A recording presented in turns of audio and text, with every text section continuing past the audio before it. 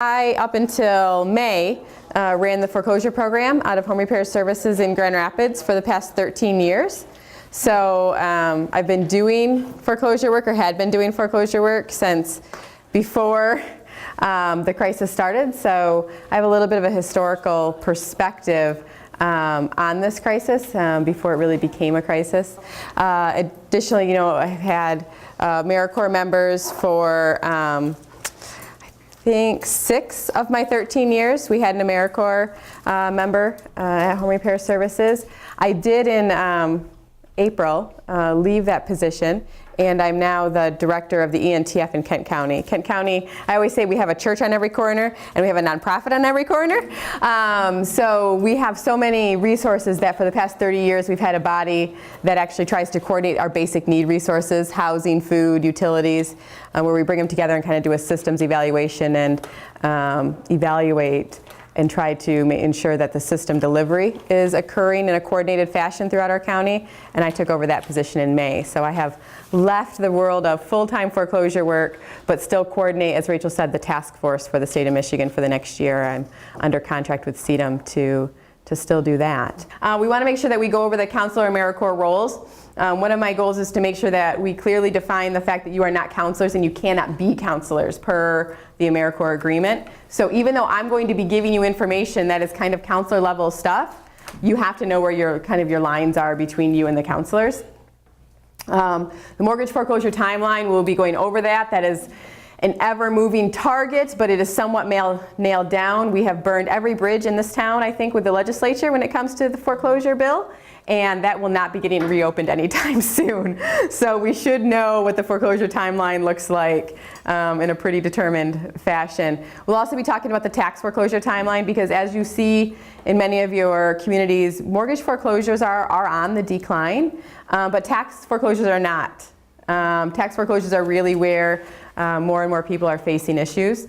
So the expansion in the unemployment program to include taxes for Step Forward is a good thing for us.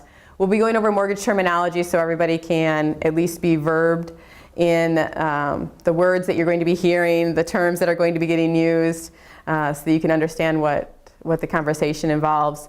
We're going to talk a little bit about some interviewing, some phone calls. A lot of you are going to be the first contact that people have at your office when they call in for assistance, which puts you on the front lines, and you are the face of a lot of distress for people when they call in. So just to have you be prepared for that. Talk about some documentation tips when you're telling people what to bring in and what they need to bring into their appointment. Just some tips for that, and we'll talk a little bit about rescue scams, because those are out there and they are big. But I need to talk a little bit, do my CEDM job here, the Michigan Foreclosure Task Force. That is what I coordinate, and that's what I'm representing today. That's the hat I'm wearing. This was established back in 2007 by CEDM. It was really brought together to try to have a statewide response. I mean, in 2007, Michigan was in the top 5 states of foreclosure in this nation, and we did not have a statewide voice when it came to foreclosure. What was going on? How were we responding? Were we having any kind of coordinated effort to combat what we were seeing and what was taking place? So in 2007, we came together, formed a steering committee. I was on that original steering committee. We hired directors of that, of the task force. They were full-time. We had, we had co-directors, so they were each part-time. But they really started beginning to look at legislation and policy. And we have spent the last 7 years really doing a lot of policy work here in Michigan and in Lansing specifically on the foreclosure legislation, which is why this foreclosure legislation won't be touched anymore, because the legislature is pretty tired of dealing with it. But the task force is unique in the fact that it represents over 200 organizations in the state, and this is a variety of people. It's not just housing counselors.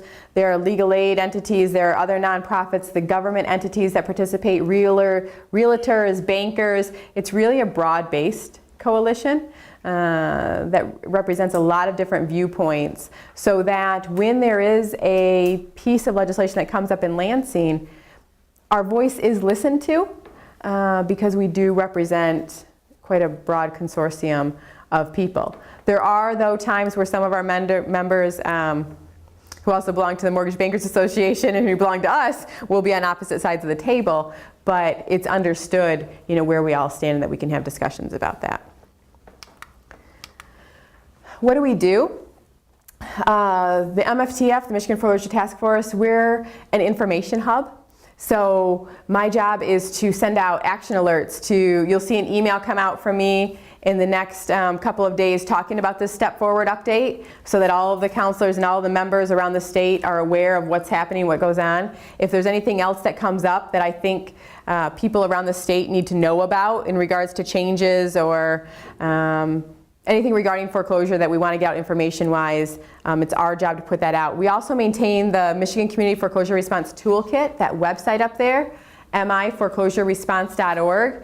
That toolkit, I have on there a lot of documents, frequently asked question documents, information about foreclosure that people can utilize. So, at your agency, some of the handouts that I'm going to give you today, I actually have uploaded right on there. So if you ever want original copies, if you want to hand them out, it's got a lot of good resources and best practices. Best practices have been uploaded to that as well to talk about what other communities have done in regards to their foreclosure response. We advocate for public policy. Like I said, we've spent a lot of time the past 7 years in Lansing at the Capitol trying to negotiate the best foreclosure legislation we could and to prevent the shortening of the redemption period. The redemption period in the state has really been under attack. Every time the foreclosure legislation got opened, it was good because we were trying to improve it, but it also meant we opened ourselves to the potential shortening of the redemption period because there is a group that believes 6 months in Michigan is just too long, that it should be shorter. There were some negotiations that got pretty scary. It was brought down to 60 days at one point was the talking. It was brought down to 90 days at one point. Really, that's where it went. They really wanted to cut it in half, but it did get as short as 60 days at some point, so that got pretty scary. But really, with a statewide voice and having people react in a coordinated way, we were able to hold off all of those attempts, which I have to tell you is I'm still pretty impressed with that. I was not the director at those times, though those attempts were headed off. So I give the other directors a lot of kudos for that, because you had a Republican governor's office, a Republican House, and a Republican Senate. There's no reason why it couldn't have passed. They had the votes. I mean, they literally had the votes. They told us they had the votes.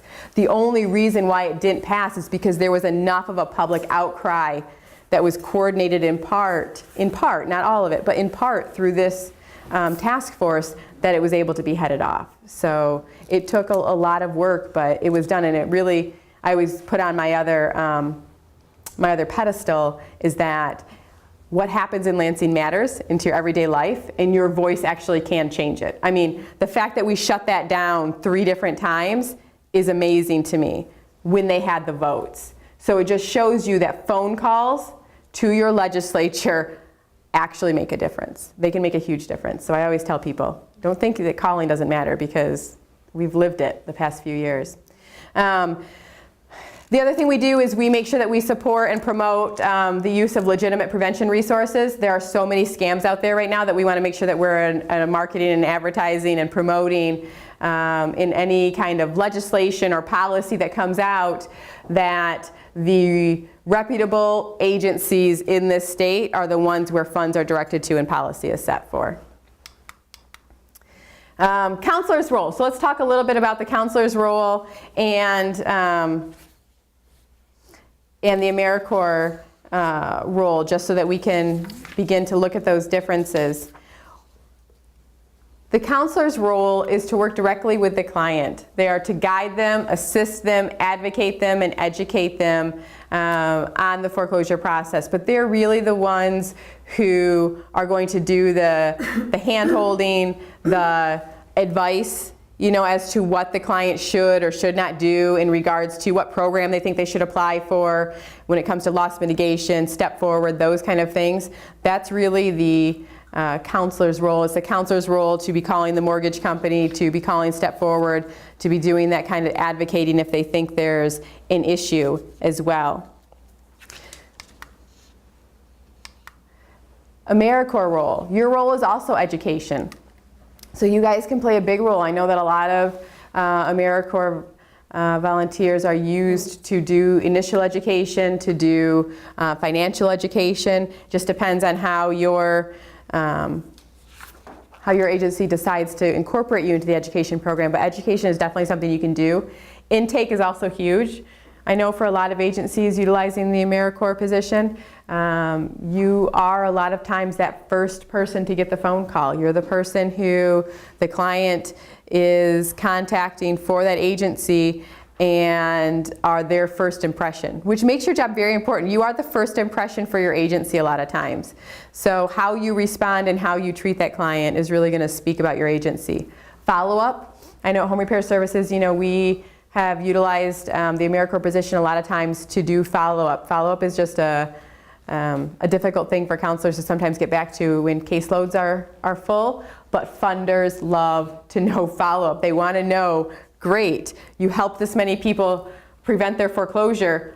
Are they still not foreclosed on 6 months later, 1 year later? What is the outcome? Like, what is the long-term success of your program? Not just what happened today. What's the long-term success? And that is big because knowing what the recidivism rate is key to future funding. Outreach, as foreclosure numbers begin to decrease, the outreach is probably going to start increasing, or the need for outreach. Because what we've seen is the people seeking foreclosure assistance is decreasing more rapidly than actually the number of foreclosures going down. People have, and I've got multiple theories as to why I think that's happening. One, I think the stigma of foreclosure has decreased in this country. When I first started, for someone in 2002 to be going through foreclosure was just, you didn't want anybody to know. I mean, they walked into our office, whispering the fact that they were in foreclosure. Not that there isn't some stigma and shame that comes with foreclosure, but it's not as great. I mean, basically everybody at this table probably knows somebody who has been through foreclosure, in foreclosure, and it's probably a family or friend. I mean, it's just, you now know somebody. Everybody knows somebody. It's happened. It got so big in the state that we all know it, which has kind of lessened the stigma. It's also, there's a lot more talk about just walk away, just let it go. I mean, that's kind of become an acceptable thing for people. So going through foreclosure isn't viewed as that life-ending situation as it was 13 years ago. In addition to that, programs have changed faster than what the general public knows about it. So a lot of people have applied for assistance in the past, have been denied, and assume they still would not qualify. For the example, I'm sitting here today and telling you about all the changes that are made to that Step Forward program. The counseling agencies will all be notified of that tomorrow. The general public will have no clue. The general public will know that I applied for Step Forward last year, my unemployment had already run out, and I don't qualify for assistance. They have no way of knowing that, hey, your unemployment ran out 9 months ago, you could actually qualify now. So outreach is going to be huge in your positions because the public has been so inundated with denials for assistance. There's just no way for them to be able to keep up as these programs change. So outreach and education will be big. And I missed that one. 30-day letter response no longer applies. Some agencies do triage and some agencies do not do triage. Home repair services, we meet with everybody who wants an appointment. And we don't scale them because we don't have volume. Probably about 5 years ago, I would have said triage would have been big because 5 years ago in 2009, agencies were so slammed with appointments that you really had to have a triage to get certain people in sooner. Agencies haven't expressed that they're that busy to where they need to do that to this level anymore. Yeah, so it's not as big, but yes, some agencies do triage to where they will rate or scale people as to their level of delinquency and kind of how quickly they get an appointment or not.